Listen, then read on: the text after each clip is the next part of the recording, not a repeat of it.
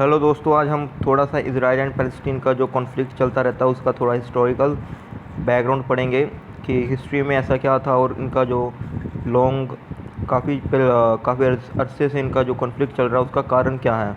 और इसमें कुछ जो वेस्ट एशिया के regional we can say that other national जैसे कि जॉर्डन कंट्री है, इजिप्ट है, इनका क्या रोल है, सीरिया का क्या रोल है, लेबनान का क्या रोल है, तो इनके बारे में हम थोड़ा सा पढ़ेंगे। उससे पहले थोड़े से हम जोग्राफिकल लोकेशन देख लेते हैं। जैसे कि ये वेस्ट बैंक जो एरिया है ये आता है इज़राइल और जॉर्डन के बीच में बिल्कुल, और इसके बिल्कुल लेफ़्ट में जेरूसलम कैपिटल है जो कि, और इसके ऊपर ही गोलन लिखा होगा, गोलन हाइट्स हैं जो कि सीरिया एंड इज़राइल के बीच में आ रहा है।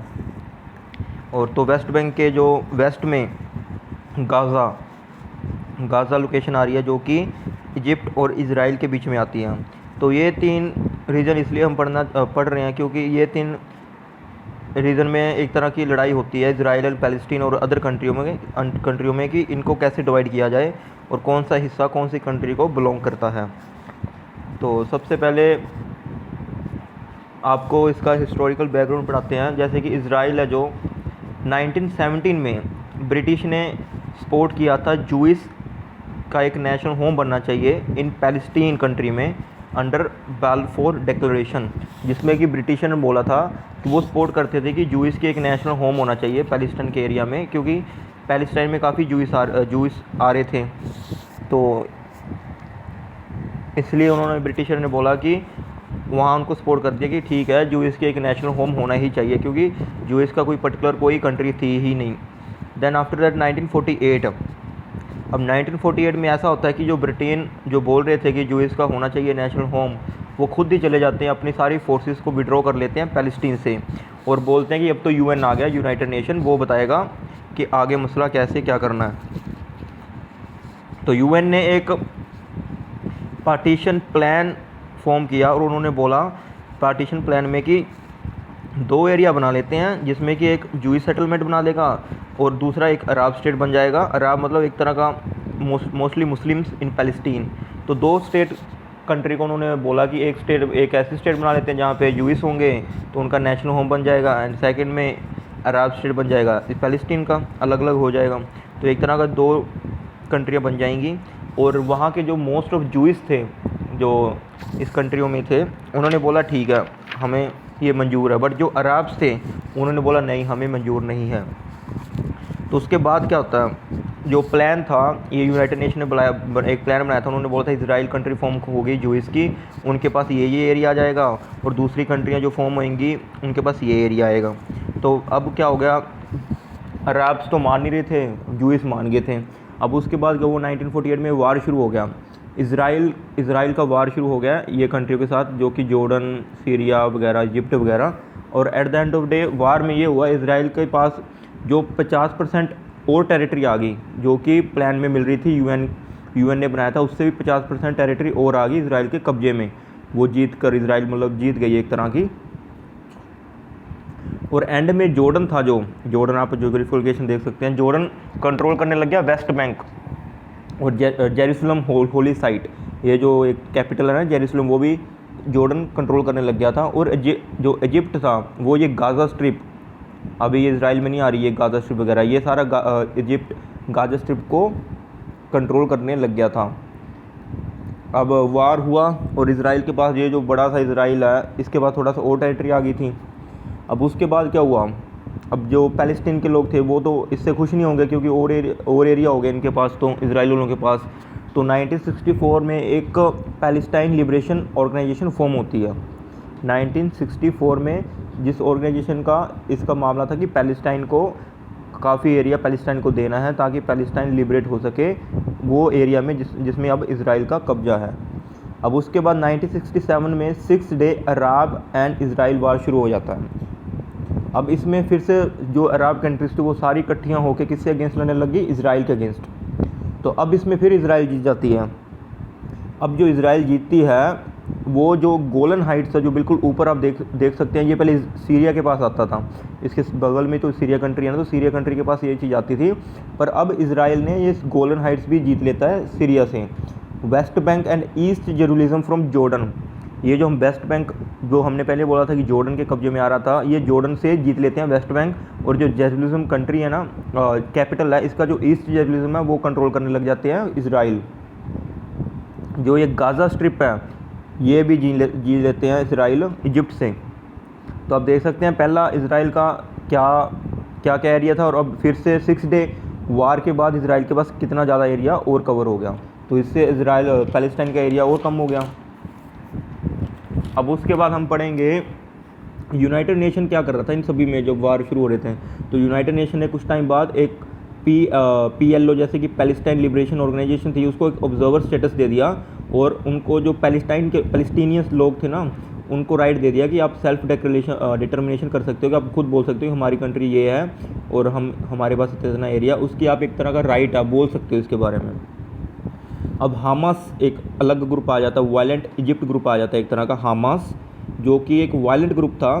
हामास ग्रुप एक पिक्चर में आ गया एक चीज़, हामास जो कि एक वायलेंट ग्रुप था, जो बोल रहा था कि वो पैलेस्टाइन को पूरा एरिया करके देंगे जितना भी उनको बिलोंग करता है, थ्रू वायलेंट जिहाद मूवमेंट। अब उन्होंने बोल दिया था कि जो भी इसराइल ने कुछ भी लिया ना पैलेस्टाइन का, तो वो पूरे एक वायलेंट तरीके से सारा कुछ वापस लेके आएंगे पैलेस्टाइन में। तो ऐसे ऐसे चीज़ें शुरू हो गई थी। अब कुछ काफ़ी, जैसे कि हमास ग्रुप है वो भी एक पिक्चर में आ गया। तो जॉर्डन, सीरिया, लेबनान, इजिप्ट तो पहले थे ही थे। तो ऐसे वार इन इसराइल और इन कंट्रियों में होता रहा, और जिसमें कि इसराइल जीतता रहा कंटिन्यूसली। और ऐसे इसराइल अपने एरिया को, टेरिटरी को एक तरह का इंक्रीज़ करता रहा। जैसे उसने वेस्ट बैंक जीत लिया, तो वहाँ पे सेटलमेंट जूइस की करनी शुरू कर दी, कि अपने लोगों को बोल दिया वहाँ पे भी आके रहो आप, क्योंकि हम ये एरिया भी हमको बिलोंग करता है। जैसे गाज़ा में भी बोल दिया, गोलन हाइट्स में बोल दिया। तो ऐसे ऐसे इसराइल एक तरह का अपने आप को इनलार्ज करता रहा। अब 1988 में क्या होता है, जॉर्डन जो PLO थी, पैलेस्टाइन लिबरेशन ऑर्गेनाइजेशन, उसको काफ़ी टेरिटरी दे देता है PLO को, ताकि अपनी वो एक्टिविटीज़ कैरी आउट करे। एंड और भी जो जॉर्डन के पास थोड़ी बहुत टेरिटरी थी, वो कहता है PLO आप ये इसमें आप अपनी एक्टिविटीज़ कैरी आउट करो। अब उसके बाद क्या होता है, एक ओस्लो एक्ट होता है, OSLO अकॉर्ड। इसमें क्या होता है, ओस्लो अकॉर्ड में एक अकॉर्ड साइन होता है एक तरह का, Israel and PLO, Palestine Liberation Organisation, इनमें एक तरह का एग्री कर जाते हैं, ऑफिशियली एग्री कर लेते हैं और एक दूसरे को रिकॉग्नाइज करते हैं। पैलेस्टाइन भी बोलता है कि ठीक है इजराइल भी एक कंट्री है, इजराइल भी बोल देता है ठीक है पैलेस्टाइन भी एक कंट्री है। अब ये दोनों एक दूसरे को ऑफिशियली रिकॉग्नाइज करते हैं। अब उसके बाद हमने आपको बताया था कि जैसे हमास ग्रुप है, एक तरह का वायलेंट ग्रुप था बुरा, वो एक तरह का जो पैलेस्टाइन के जो अथॉरिटी इलेक्शन वगैरह होते हैं वहाँ पे जीत गए। वहाँ के मतलब लोगों ने उनको वोट डाली पैलेस्टाइन ने, और हमास वहाँ जीत गए। और बाद में थोड़े से और पॉलिटिकल ग्रुप थे पैलेस्टीन में, उनके साथ थोड़ी सी इनकी बनती नहीं थी हमास ग्रुप की, इसलिए थोड़े से इनके एक तरह का पॉलिटिकल आइडियोलॉजी डिफरेंस कारण थोड़ी सी उनके जो एक्टिविटीज़ थी, पॉलिटिकल एक्टिविटीज़ कम हो रही थी। अब वेस्ट बैंक का जो उसके कुछ एरिया में जूइस, हमने आपको बोला था कि जब वेस्ट बैंक एक तरह का इजराइल जीत लेता, तो इजराइल अपने जूइस लोगों को बोल देते हैं कि आप उधर भी सेटलमेंट करनी शुरू कर दो।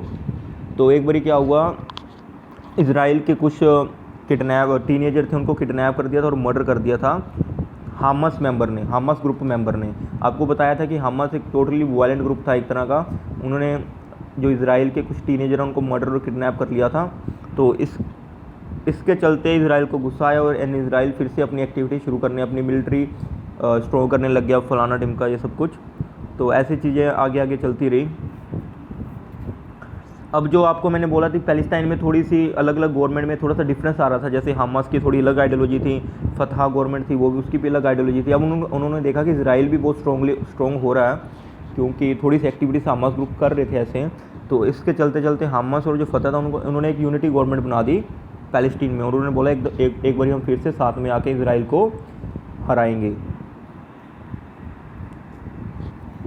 तो ये सारा कुछ ऐसे चलता रहा, बीच में इनके लड़ाई चलती रहती है। वो बोलते हैं नहीं ये एरिया हमारे पास है, तो वो बोलते नहीं ये वेस्ट बैंक का पूरा एरिया हमारे पास है। तो ये थोड़ी सी लड़ाई ऐसी है पैलेस्टाइन और इजराइल में, जो कि इनके बीच चलती रहती है काफ़ी।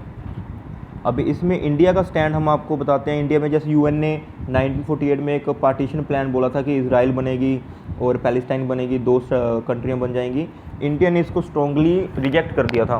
उन्होंने बोला था नहीं, ऐसा डिवाइड नहीं होना चाहिए।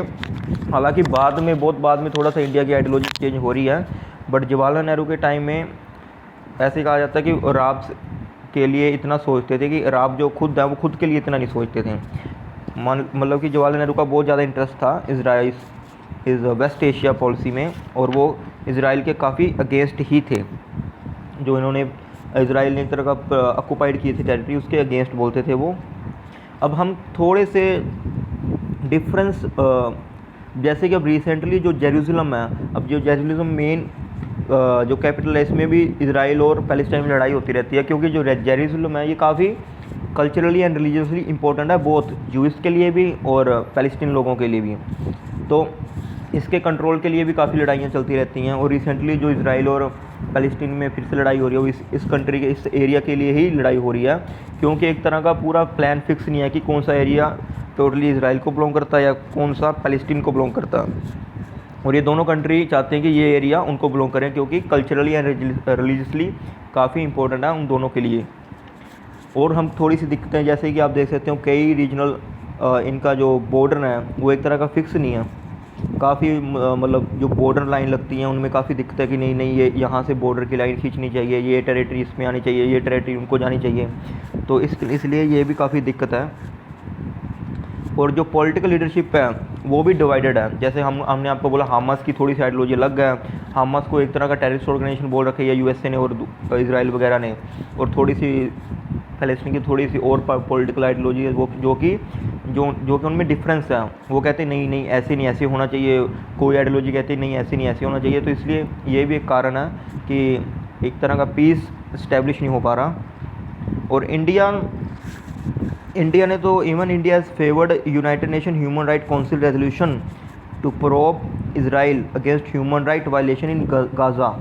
जैसे कि गाज़ा आप ज्योग्राफिकल लेक्चर में पढ़ रहे हो, यहाँ पे बोला जाता था कि इसराइल काफ़ी ह्यूमन राइट वायलेशन करता है पैलेस्टाइन के अगेंस्ट, पैलेस्टाइन के लोगों के अगेंस्ट, क्योंकि ये एक तरह के कभी कभी इसराइल इसको ऑक्यूपाइड कर लेता था ना, तो वहाँ पे वो थोड़े से राइट वायलेट करता था। तो ह्यूमन राइट काउंसिल के में इंडिया ने फेवर किया था कि हाँ वहाँ पे एक रेजोल्यूशन होना चाहिए, प्रोब करना चाहिए कि कितने ह्यूमन राइट वायलेशन हो रहे हैं। और यूएसए ने शायद इसमें वोट नहीं किया था, और ह्यूमन राइट काउंसिल से जब यूएसए बाहर हो गया था उन्होंने ये भी बोला था कि ये ह्यूमन राइट काउंसिल सिर्फ इसराइल के अगेंस्ट ही बोलता जा रहा है। तो हम देख सकते हैं इसराइल एंड यूएसए की काफ़ी अच्छी रिलेशन है, अच्छे रिलेशन है। और इंडिया के थोड़ी सी पॉलिसी अब इसराइल के लिए थोड़ी सी अच्छी हो रही है, क्योंकि इसराइल ने काफ़ी हेल्प की है इंडिया की मिलिटरली। और कितने भी इंडिया के अगर वार हुए हैं, चाहे वो कारगिल वार हो चाहे पाकिस्तान के साथ वार हो, तो उसमें इसराइल ने हेल्प की है इंडिया की। तो यही सारा इसराइल का कॉन्फ्लिक्ट है। और ये जो टेरिटरीज़ हैं Golan Heights, West Bank, Gaza, यहाँ पे एक तरह की जेरूसलम, यहाँ पे एक तरह का टेरिटरीज ऐसी हैं जहाँ पे कॉन्फ्लिक्ट होते रहते हैं, क्योंकि ये एक तरह का इस्टेब्लिश नहीं किया गया कि कौन सी टेरिटरी किसको बिलोंग करती है। और एक तरह का स्ट्रॉन्ग इंटरनेशनल चीज़ होनी चाहिए जिससे कि ये जो पीस डील साइन हो जाए इन दो कंट्रियों में।